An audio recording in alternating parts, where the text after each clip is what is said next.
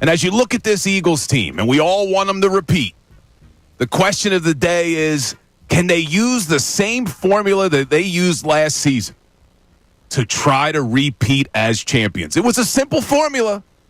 Strong running game, lean on Saquon Barkley, have a lights-out defense, and they dominate the league. But can we really expect that same formula to work again this coming season with all the change on the defensive side of the football? With all the history that's out there about running backs who have 2,000 yards and all those touches, can they really lean as much on Saquon Barkley this coming year? We're going to talk about it today, and we have no one better.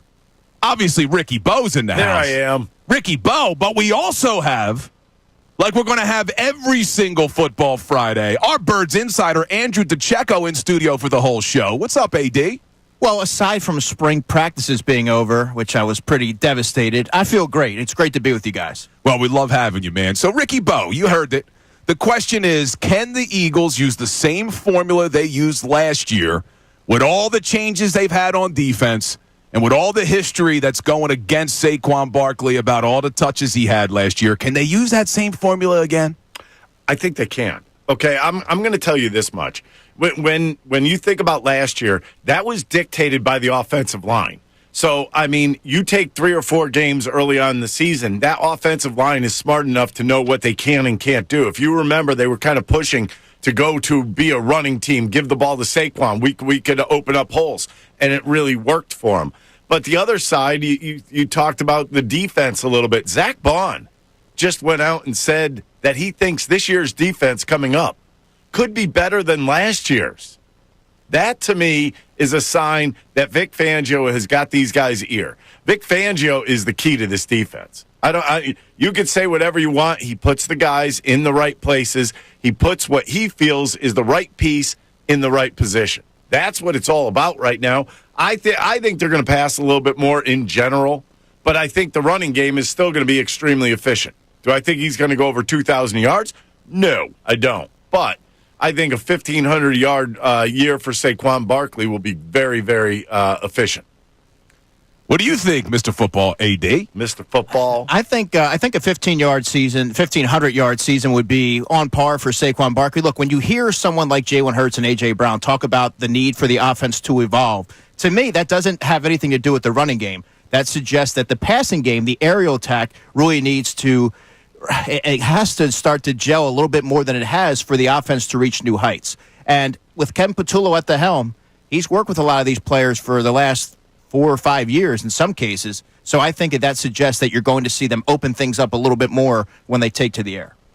So there's really 2 issues here that we're talking about when it comes to the Eagles, because we have the offense and how much they leaned on the run last year. Number 32 in terms of pass attempts per game. They intentionally made the decision, we're not going to need to throw the ball out, we're going to run the ball.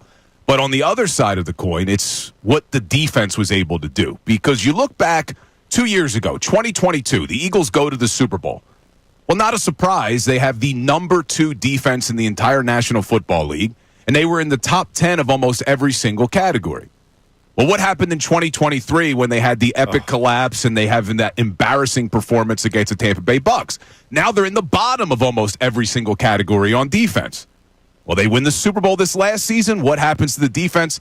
They do the complete opposite. Top 10 of almost every category, number 1 in terms of yards against, number 2 in points per against. So I want to focus on that defense because as good as the offense was this past season running the football, my concerns lie with all the change on defense because the defense has been the single most important factor when you look at this team over the last 3 years on the success that they've had. The offensive numbers, it's crazy to look at, but when you look at the offensive numbers over the last 3 years, they're pretty similar. Yeah. Like even last season in 23 when this team fell short, they had a top 10 offense. This past season, a top 10 offense. It's been the defense that has been the dictator. And Jalen Hurts spoke this offseason. And he highlighted that as well, that this team has really leaned on their defense. Listen to Jalen Hurts talking about the D. Regardless of what's what, we got a great dynamic when it comes to complementary players and complementary phases we have. When You know how important defense is to me. I believe that defense won championships, and a defense played their tail off all year. And ultimately, we just have to find ways to play complementary football, continue to build off of what we've done, but also knowing that it's only a template. It's only a reference in a sense, and you got to continue to grow from that and learn from, the good references and the not so good references in the sense of what our success was. And so just building that out, it'll evolve. It'll be what it'll be. Whatever it is, let's just find ways to win. Let's have that competitive edge we want as a team. Let's have the right mentality, and let's go out there and play, put winning first. So a lot of poetic statements in there by our man Jalen Hurts, as always. But he's talking about the defense, how they balled out all year. And even in the Super Bowl, as well as Jalen Hurts played, and I went over all those numbers earlier in the week when we were arguing if he was the best bargain in the NFL or not, we all watched that game, and we know what the defense did to Patrick Mahomes. This defense was the main reason, in my opinion, why this team was as dominant as they were this season.